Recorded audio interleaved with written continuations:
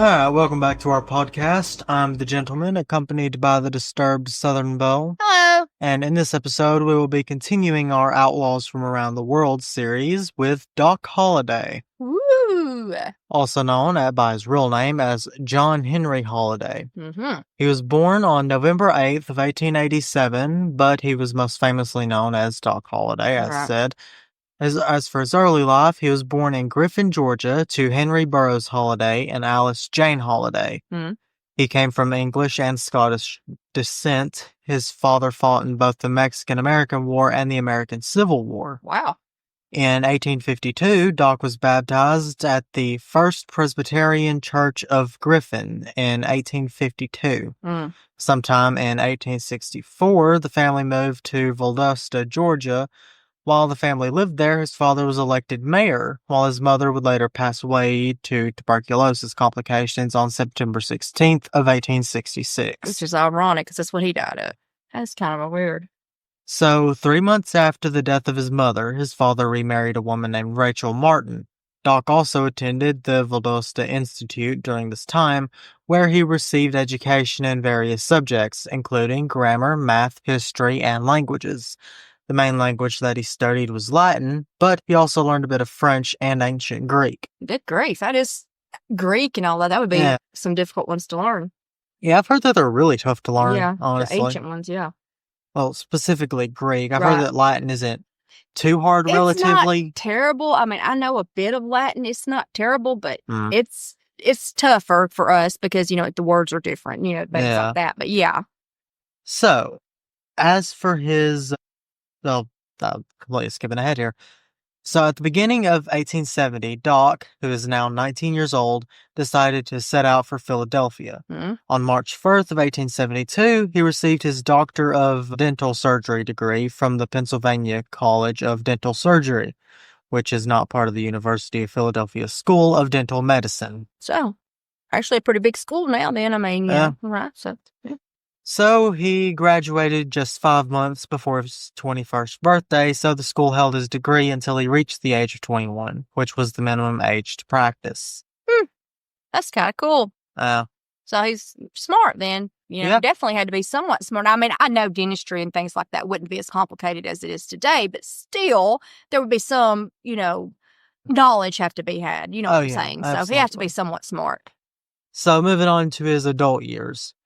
He moved to St. Louis, Missouri to take a job as an assistant for a former classmate. However, just 4 months later, he moved again to Atlanta, Georgia, so that he could join a dental practice established there. There were numerous reports and rumors during this time that he was involved in a shooting. According to accounts of the incident, Holliday, who was 22 at the time, went with some friends to a local swimming hole, which was located on land owned by Holliday's uncle. Mm-hmm. However, upon their arrival at the swimming pool, they spotted something rather unexpected. They found the area was occupied by a group of black U.S. Army soldiers who were in the area as a part of the South's occupying forces. Right. So later accounts given by Susan McKee Thomas, who was Holliday's cousin and his uncle's daughter, state they rode in and they were swimming in the part of the river that Doc and his friends had cleared to be used as a swimming hole. The presence of the soldiers in their swimming hole enraged Doc, and he drew his pistol, shooting over their heads to scare them off. However, there was never any credible proof of this incident taking place, or at the very least, not happening in the way that it was described. Right. So, moving on from that, his diagnosis. So a short time after Holliday began working at the dental practice, he was diagnosed with tuberculosis. At the time of the diagnosis, he was only given a few months to live. However, he was told that if he moved to a drier and warmer climate, he might be able to slow the deterioration of his health. Right. Holliday had then briefly taken over the practice for another dentist, Arthur C. Ford, while Ford was attending varying dental meetings. So, after Ford returned, Holliday then left for Dallas, Texas, the last big city before the uncivilized western frontier, as it was called. I love it. So, as for his move to Dallas, after arriving, he wasted very little time in establishing a name for himself in dentistry. He, along with a friend of his father's, with whom he had partnered with, Dr. John H. Seeger, won awards for their work in dentistry at the annual fair of the North American Agricultural Mechanical and Bloodstock Association. While competing, they received 3 awards, which were awards for Best Set of Teeth in Gold, Best Set of Artificial Teeth and Dentalware, and Best in Vulcanized Rubber, which, for those who don't know, vulcanized rubber is essentially hardening rubber that was used in various things. Right, they can make it hard. Right. Well, that's kind of cool. I mean, it's kind of neat, too, to even think that used to be something that you could even get, at a fair. Dentistry, that's kind of cool, just because. It's very weird to think about. It is. It's just odd. It would be kind of neat to see that kind of stuff, though. If you could go back in time, that would have been cool to see. Yeah, absolutely. Just because of how weird it is. So out there it is for, today's standards. Yeah. So the 2 men established a practice that was located on Elm Street between Market and Austin Streets. Right. However, they later dissolved the practice on March 2nd of 1874. After this, Holliday opened his own practice, which was located on the corner of Main and Lamar Streets. Sadly, due to having coughing fits at inappropriate times while treating patients, it eventually led to the quick decline of his practice. Well, he may have been coughing while he was digging around papers. Yeah. So during this time, Holliday found that he had some gambling skills and quickly went to make this his main source of income, because of course he did. There you go. He, along with 12 others, was indicted in Dallas for illegal gambling on May 12th of 1874, for which he was later forced to pay a fine. He was later arrested in January of the following year after being involved in a shootout with a saloon keeper by the name of Charles Alston. Though thankfully there were no recorded injuries during the incident, he then moved his practice to Denison, Texas. So he's moving around Texas now. Yeah. What? So next, Holliday eventually started relying more and more on his gambling skills. Right. Heading out towards Denver, Colorado, and along the way he followed the stage route, stopping at gambling towns and army posts along the way to gain money. Well, smart. Yeah. So, sometime in the summer of 1875, he finally settled in Denver. He then assumed the name Tom McKee, and he then gained employment as a faro dealer. Faro being the French gambling game French gambling game that uses cards. The game involves a banker and several players. Winning or losing is determined when cards turned up by the banker match those already exposed on the table. I've seen it and I've heard of it. I kind of got a rough idea what it is, but yeah. Okay. So I think it was pretty popular though back in those days. I think so too. I've heard about it a lot, honestly. Enough to make you kind of want to play it. Yeah, just to make you want to see what it is. Right. So during this time, he got into an argument with Bud Ryan, who was known as being a tough individual. Knives were drawn by both men and a fight ensued. The aftermath left Ryan seriously wounded. So, soon after, Holliday heard about the discovery of gold in Wyoming, which I guess you can imagine where this is going. This led him to head to Cheyenne, Wyoming, where he again found work as a dealer at a local saloon. The saloon, known as the Bella Union Saloon, was owned by a man named Thomas Miller. Later in the fall of 1876, Miller moved the saloon to Deadwood, South Dakota, which was the site of the gold rush in that area. Deadwood, yep. Yep. So Holliday joined him in the move. During this time, however, Holliday moved to a few areas, which included moving back to Cheyenne, then to Denver, and eventually on to Kansas, where he visited an aunt of his. So, after leaving Kansas, he then went to Breckenridge, Texas, where he returned to gambling. Then, on July 4th of 1877, following an argument with a fellow gambler by the name of Henry Conn, Holliday beat Conn repeatedly with the walking stick he had with him. It's not funny, but it is in a very way. Funny. It's just comical. You think about him sick, tuberculosis, pop, pop, pop. Yeah. Come on. All right. So, both men were later arrested and fined for the altercation. However, Conn was not done. He waited until later that same day and then shot Holliday while he was unarmed. It was at first falsely reported that Holliday had been killed in this incident, but later found to have survived. During this time, his cousin moved out west to help him recover from his injuries. So after recovering, Doc then moved to Fort Griffin, Texas. He then met the only woman that he was ever known to have a relationship with, a dance hall woman and lady of the evening by the name of Mary Catherine, also known as Big Nose Kate. Because why wouldn't you be? Oh my God.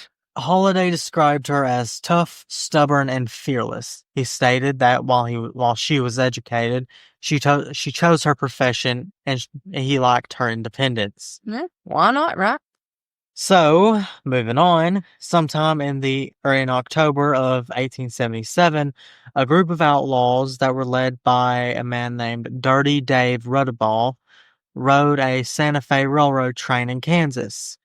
Rudabaugh then headed south into Texas, and during that time, Wyatt Earp had been given if I'm a not temporary mistaken, commission. we heard about him and Billy the Kid was Rudabaugh. Yep. All right. So he was in with him. Yep. Okay.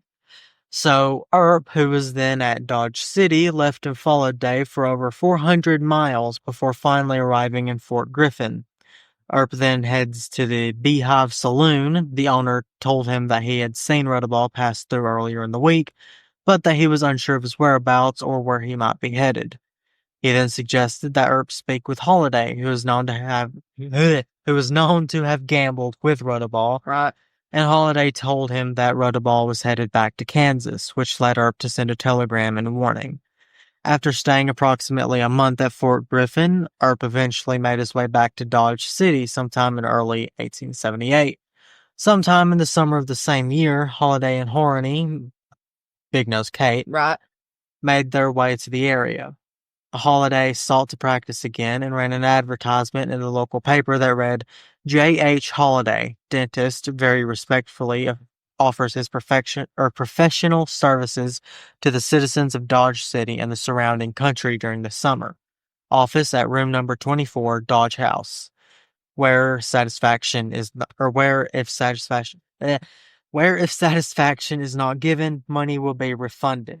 That's kind of cool to think, this is an ad that Doc Holliday ran in Dodge City newspaper to advertise dentistry. It's just kind of cool. Not gonna lie.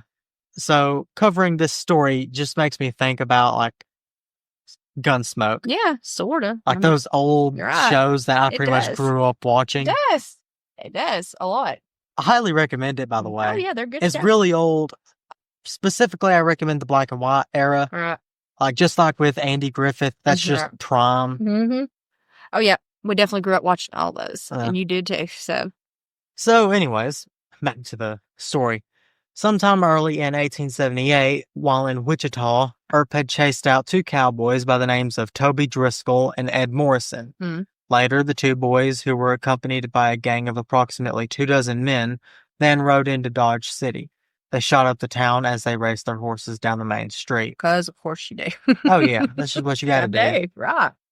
So, they then headed over to the Long Branch Saloon, where they proceeded to lay waste to the room and harass customers that were in the saloon. Of course. Earp then burst from the front door, but before he could react to the situation, he was quickly surrounded and severely outnumbered. I'd say so. Yeah. 24 men, and then that's like 26 at least, we're going to say. So Holliday, who was playing cards at the back of the saloon, then saw the commotion at the front entrance and drew his weapon.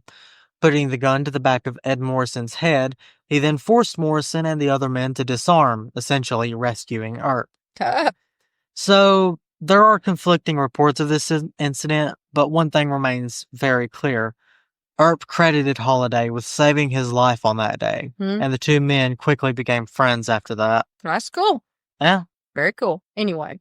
So, in 1878, Holliday became known by his alias, Doc. And it's also the last known time that he practiced his craft of dentistry. Right. So supposedly, Holliday was involved in a gunfight with a bartender by the name of Charles White. And Miguel Otero, who later became governor of the New Mexico Territory, claimed to be present during the altercation and stated that Doc entered the saloon with his revolver already out and cocked. Good God. He ready. He's cocked and ready, yeah. So he then challenged White over an outstanding argument that had happened between the men.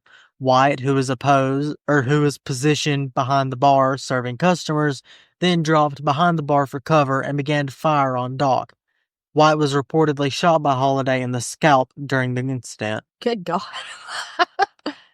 So another report states that Holliday was involved in the shooting death of an unarmed soldier. However, he was never officially linked to the crime. So that may or may not have happened. That is wild anyway. We'll give him that. So Doc quickly gained a reputation as not only being skilled at cards, but also with a gun. Mm-hmm. Right before Christmas of 1878, Doc and his woman arrived in Las Vegas, New Mexico. Mm-hmm. The town boasted 22 hot springs nearby that were said to have healing properties. He opened a dental practice during this time. However, due to unusually cold weather, business was very slow. Right. In March of the following year, a bill banning gambling was passed within the territory, and this led Holliday to being indicted and fined $25 for keeping a gambling table. Which would have been quite a bit of money back then, so... Oh, absolutely. Yeah. Which, I just gotta say, for owning a table... I know. That's kind of BS. Yeah, I got it, yeah. Yeah, because, I mean, they could have a table and just be playing for fun. I mean, really. I mean, yeah. Unless you just caught him, dude. I mean, you don't know. I mean, I'm not saying, of course, I'm pretty sure he's probably gambling, but still. Oh, 100% he was gambling. But they arrested him for owning a table. Yeah. A table. And he might not even, you could even say he wasn't even using it as that kind of table. He could have been using it as a dining room table. I mean, who knows? Whatever. But anyway. God, laws are stupid. They can be. Well, the way they're worded and enforced. Sometimes, yeah. Intentionally vague and all that. Anyway, it's getting a little bit too, I guess, political right there. So, yeah. After that bill was passed, he was arrested for having a gambling table and fined $25. Wow. Sometime in September of 1879, Earp resigned as assistant marshal in Dodge, which that was a thing, apparently. Mm-hmm. Wyatt Earp was assistant marshal at a point. Yep. So Wyatt Earp, then accompanied by his wife Maddie and his brother Jim and Jim's wife Bessie, headed for Arizona Territory. This led Holliday and his wife or his woman anyway. Not I don't sure think if they're married at this point. Technically married ever. So this led to him and his woman returning to Las Vegas, where they again linked up with the Earps. In November, the newlywed formed group arrived in Prescott. Or the newly formed, what? Friggin', yeah. Got me thinking of marriage now. The newly formed group arrived in Prescott. So, the Santa Fe Railroad built tracks near Las Vegas, New Mexico. Mm-hmm. However, they ended up bypassing the actual city by about a mile. Right. This led to a new town being built near the tracks where gambling and debauchery were once again flourishing. Woohoo! So, on July 19th of 1879, Holliday, along with John Joshua Webb, who was a gunman and former lawman, were seated at a local saloon. And while there, a man named Mike Gordon, who was a former U.S. Army scout, tried to get one of the saloon girls, who was a former girlfriend, to leave town with him. However, the girl refused, and this led Gordon to leave the establishment shouting obscenities because, of course. Well, of course. He was followed by Holliday, whom he then turned and fired upon, which led to a report that Gordon died the following day. So, well, we can imagine what happened there. I can assume he must have tripped and fell there. Ricochet bullet back on him, maybe? Yeah, sure. So, the day following the event, Holliday paid a local carpenter $375.50 to build a clapboard building, which then became Doc Holliday's saloon. All right, then. Which he then ran with John Webb, his business partner. Right. While running the establishment, he was fined twice for keeping a gambling device and then again for carrying a deadly weapon. Oh, for goodness sake. Really, though. God, these laws were vague. Some still are. But just fined. I mean, you got a deadly weapon. Here's a fine. Keep the weapon. Pay me some money. Yeah. Don't care really about the weapon. Just we need the money. So, anyways, Holliday and his woman seemed to be enjoying their time in Las Vegas. However, on October 18th of 1879, Wyatt Earp arrived in town. Well, he then told Holliday of the silver boom that was taking place in Tombstone, Arizona. Aha. This led Holliday and his woman to join Wyatt and his wife Maddie, along with Jim Earp and his wife and stepdaughter, on the journey to First Prescott, Arizona. Okay, so now they're heading to Tombstone, but right now they're in Prescott. So the journey took a few weeks, and upon the group's arrival in town, they headed for the home of Virgil Earp, where he lived with his wife, Allie. Mm-hmm. After staying in town for a bit to regroup and rest, they decided it was time to continue to Tombstone. However, Holliday decided to remain in Prescott for the time being, as he felt the gambling opportunities were better. Yeah. All right, then. So, sometime in early 1880, Holliday and Horney, his woman, decided to separate. This led Holliday to return to Las Vegas to handle some business and legal matters.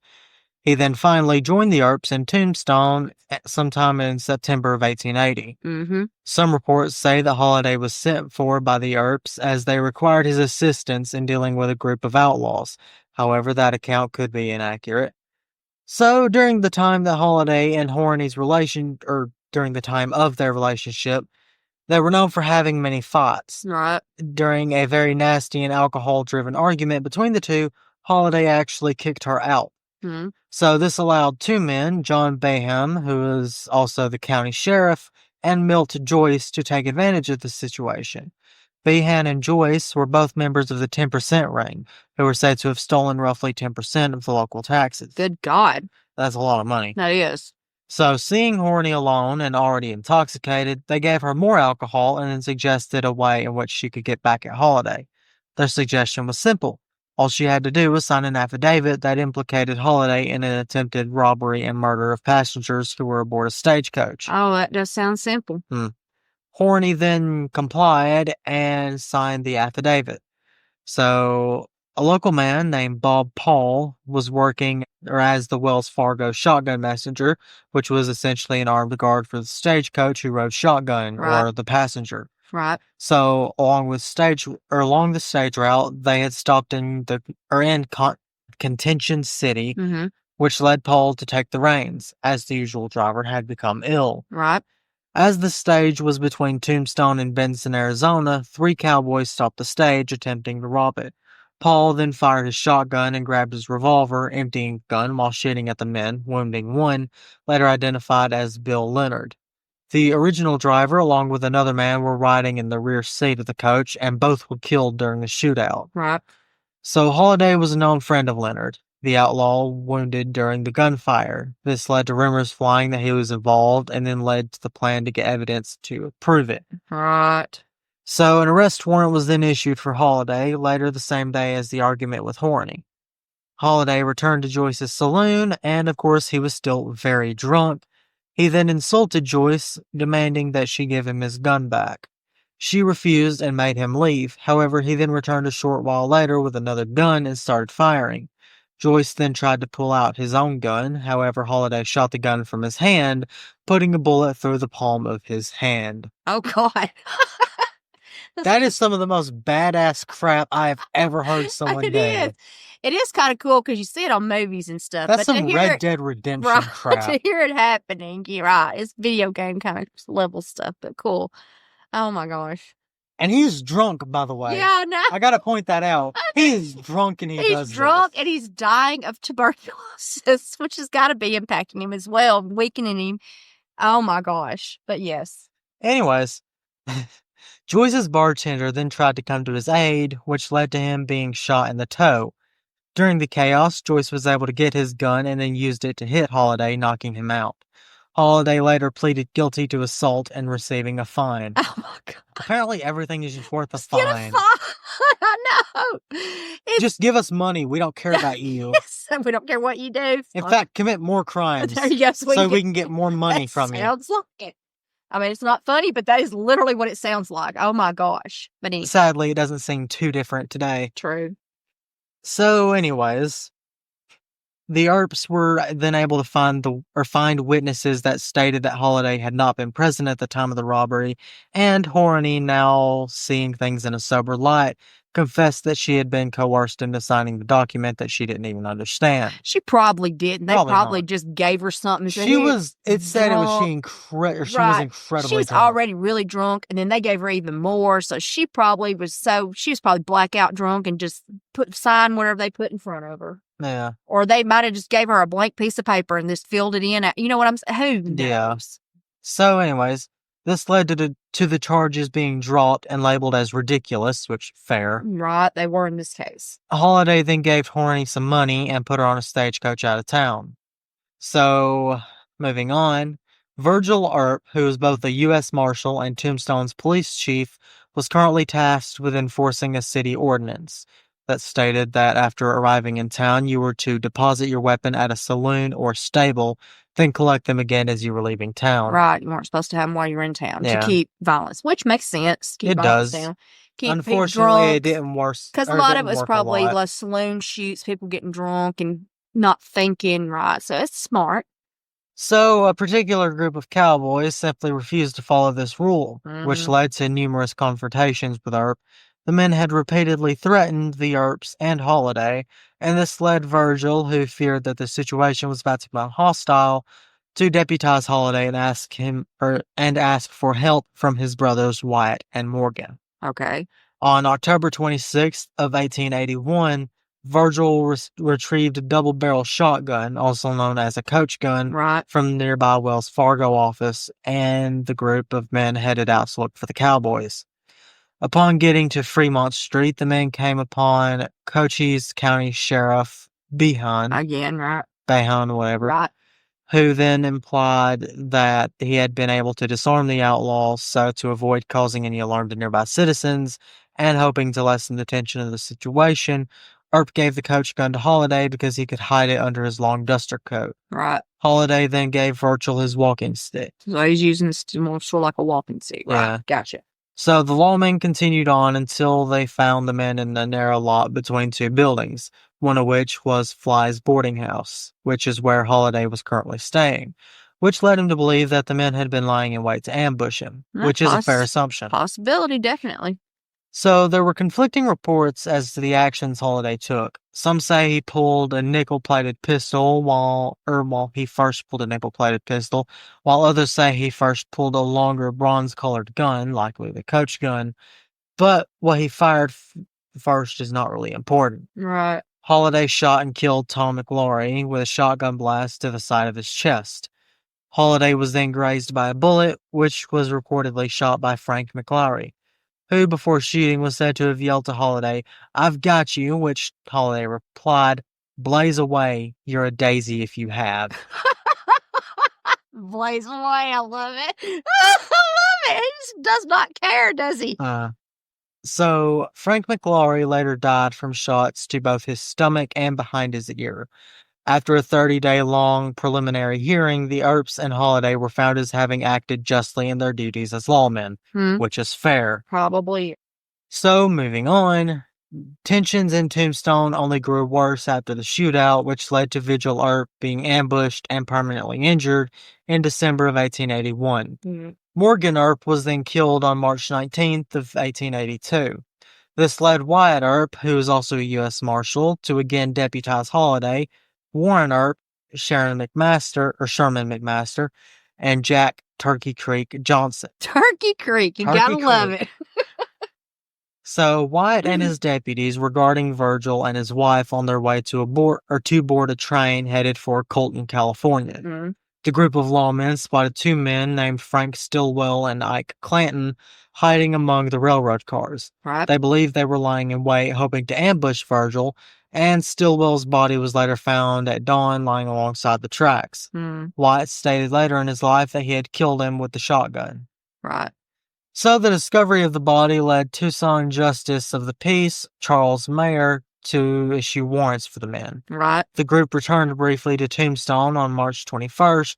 Then a posse that included Wyatt, Warren, Holliday, McMaster, and Turkey Creek headed out in the direction of a woodcutting camp. So, Theodore Judah, who was present when they entered the camp, states that they arrived around 11 a.m. and asked the whereabouts of Florentino, Indian Charlie, Cruz. Okay. They were told Cruz was just over the ridge cutting wood, and they headed in the direction indicated a short while later, and several shots rang out, and Cruz did not return from work the following day. So he tripped and fell. I guess. So, okay. Well, I guess if he was wanted, I mean, I don't know what he was wanted for, so there you go. I mean, he could have been a murderer for all we know. Don't really matter. Exactly. I mean, it's in the past, and he's dead. Exactly. I mean, it didn't change anything, but still. Does kind of make you wonder. Just out of curiosity. So it's like good, just went over and immediately gunned him down, it sounds like. Okay. Anyways, so moving on from that, moving on to the gunfight at Iron Springs. Right.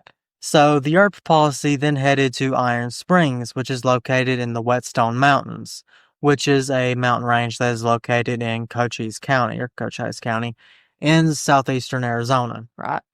They were supposed to be met by Charlie Smith, who was supposed to be bringing the group $1,000 in cash, which had been contributed by those that still supported their efforts. Right. Holliday and Wyatt were in the lead as the posse rode up over a small rise that overlooked the springs. However, they happened upon something unexpected. There was a small cowboy camp of 8 men camped near the springs. Right. Earp and Holliday gave the only account of what happened. Curly Bill, one of the cowboys, immediately recognized Earp and grabbed a shotgun and started firing. This led the other cowboys to all grab their guns and join into the battle. Right. Earp then dismounted with his shotgun still in his hand. A nearby horse was shot during the chaos that then fell on Earp, pinning his leg and also wedging his rifle underneath it. With no cover, Holliday and Johnson and McMaster retreated. Earp began to return fire on Bill with his own shotgun, which led to him being able to shoot the other man in the chest, nearly cutting him in half. Good God. So the cowboys fired a hell of gunfire. However, the only casualty on the posse side was the horse mentioned earlier, which is sad. Well, it is, definitely, but it's also kind of astounding. It is, very much so. I mean. So Earp was then able to begin firing with his pistol, which allowed him to shoot 2 more men, one in the arm and the other in the chest, while trying to retrieve the rifle that had been pinned under the horse. The horse's owner, Vermillion, exposed himself to the gunfire, and Holliday was able to help him get back to cover. Right. So after all was said and done, Wyatt's long coat was shot through by bullets on both sides. He had another bullet stuck in the heel of his boot, and his saddle horn was shot. However, he was still able to remount, and the posse got away. Goodness gracious. That's crazy. I mean, it is. So after all this went down, Holliday, along with 4 other members of the posse, were still facing warrants for murder. Right. This led the group to leave the area, eventually ending up in Colorado. While there, Wyatt and Doc had an argument that led to them parting ways. According to accounts of the argument, it is stated that Holliday and Earp were eating at a restaurant when Holliday was heard saying something about Earp becoming a damn Jew boy. Okay. This led to Earp becoming enraged and then quickly leaving. So this is thought to be linked to the relationship between Earp and a Jewish woman named Josephine Marcus. Holliday and Dan Tipton then led and went to Pueblo, Colorado. And at the end of the 1880s, a railroad contractor by the name of James H. Kiner hired Holliday to, quote-unquote, motivate the owners of dozens of gambling and saloon tents to leave the area of the 41-mile stretch of railroad. Motivate them, huh? Would you please leave? Okay. So the attractions that the tents offered were causing delays. Right. To the numerous workers missing work, or due to the numerous numbers of workers missing work. Right. Yeah. Getting Anyways, drunk, out gambling, Got it. So Kiner felt that there were too many tents for him to handle the problem himself, which led to him hiring Doc Holliday. And so Doc was known to Kiner for his part in driving away others from a state coal deposit a while back. And Kiner approached Holliday and asked him if he could handle the job. Holliday replied without hesitation that he could do it for $250. Okay. Kiner soon received word that every gambling and saloon tent along the line was gone. Good God. That was fast. So Kiner then sought out Holliday and asked him what luck, to which Holliday replied, "Oh, they moved." Kiner paid him the $250 without another word. No, what luck? Any luck? Oh, they moved. They sure did. That was pretty cool, though. What did he say? Oh, yeah. You got to wonder now, because there's supposed to be several of them, like a few dozen. Yeah. Goodness gracious. Okay. And this is just one man. I know. A one sick man. Yeah. At that, because people keep forgetting he has TB at this time, and that was no joke. So, the last known confrontation for Holliday is said to have taken place in Hyman's Saloon in Leadsville, Colorado in 1884. Mm-hmm. At that time, Holliday was said to be all but broke. He had pawned off all of his jewelry with no other options. He asked for a loan of $5, which would be approximately $175 in today's money. Yeah, okay. He asked for this loan from a man named William Billy Allen. Right. So Billy was a bartender and a special officer at the Monarch Saloon. Mm-hmm. Allen was also a former policeman, which also enabled him to carry a gun and make arrests within the Monarch. So inside the saloon, he's an officer. So Allen repeatedly demanded that he be repaid on August 19th, quote-unquote, or else. So Holliday knew he was not able to repay the debt and became concerned by the threats. Holliday knew that Allen usually stopped by Hyman's Saloon after he finished up his shift at the Monarch. Right. So this led Doc to plan on confronting Allen at Hyman's, where he had, quote-unquote, no power. Well, right. Smart for that. So, as Doc made his way to Hyman's, he ran into Marshal Harvey Fawcett, or Fawcett, whatever, who he then explained his situation and Allen's threats.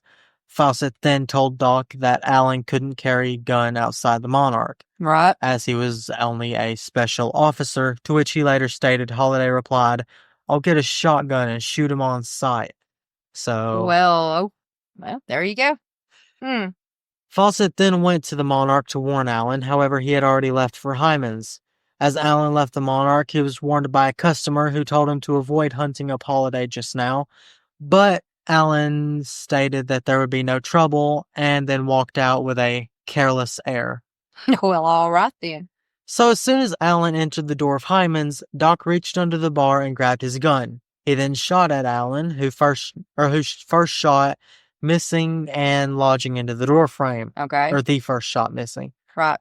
So Allen then spun on his heel with the intent of fleeing the building, but in his hurried state, he tripped over the threshold and fell forward onto his hands and knees.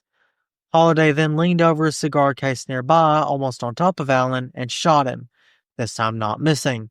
The bullet then tore a path into the back of Allen's right arm about halfway between the shoulder and elbow, severing an artery. Ooh. So Allen then stood and stumbled outside. He staggered along, bleeding profusely, until finally fainting into the arms of a passerby. So his artery was later repaired, and he somehow managed to survive. So he didn't kill him anyway. No. Although his arm was said to have looked funny afterwards, whatever that means. Right. Holliday was arrested and put on trial, during which the credo, "no duty to retreat," was used, which is essentially a belief that was enacted by law in several states that says a man who is without blame for provoking confrontation was not obliged to flee from his assailant, but was free to stand his ground regardless of consequences. Right, stand your ground sort of thing. That's basically saying if somebody's coming at you, you didn't do anything to them, you have the right to defend yourself, is what it's saying. Which makes completely sense, fair. You know, in the right circumstances. Now, granted, it can be abused. Oh, absolutely. And it has been. But in the right circumstances, I do believe you should have the right to defend yourself. No one should be able to just come in and take your things or attack you. That shouldn't be a thing. So, moving on, Holliday was acquitted on March 28th of 1885 of this charge. Mm-hmm.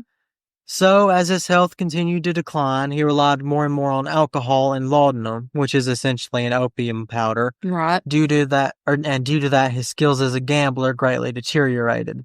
I can imagine, yes. So, in 1887, in very poor health, Holliday went to Hotel Glenwood, which was located near the hot springs in Glenwood Springs, Colorado. Right. However, the effects of the springs seemed to do more harm than good. As he lay on dying, he asked the nurse that was attending to him for a shot of whiskey. However, she refused his request. He then looked down at his naked feet and smiled. His last words were said to be, "This is funny," which is thought to be in reference to his earlier life statements in which he always thought he'd be killed by somebody and still be wearing his boots. Holliday died from tuberculosis on November 8th of 1887 at 10 a.m. He was 36 years old and was buried in Linwood Cemetery, or so it was said. However, the exact location of his grave isn't exactly known. Right. But so ends the tale of Doc Holliday. And he's a cool one. I mean, considering what he the real life John Marston. Yeah, I mean, considering what he accomplished and really sick for a good portion of his life. I mean, how weak he would have been and things like that. Actually, thinking about it, wouldn't he be more the real life Arthur Morgan? I guess, because I think he was supposed to have tuberculosis. Yeah. Well, which spoiler for Red Dead 2. It was very common, sadly, during that time it was. Yeah. It was sadly very common. But he had a very cool life as well. Anyway. Yeah. Sad, but yeah. Also, not exactly, well, like in the same vein of the Outlaws we covered so far. So we thought it would be fairly interesting to cover this. Yeah, because he's so tied in with them and everything and different things he did. Like he's so close, like he's bordering on the edge of being an outlaw. He is because of the gambling. He's an outlaw within the law. The crimes, so to speak. Right, and different things. But he's just interesting. He's just very cool. Very cool. Val Definitely Kilmer, one of my if favorites. If you've ever seen Tombstone, he did a very good job playing him. He was excellent. Anyway, we hope you enjoyed this segment. Don't forget to like, follow, and subscribe. And don't forget to stay disturbed.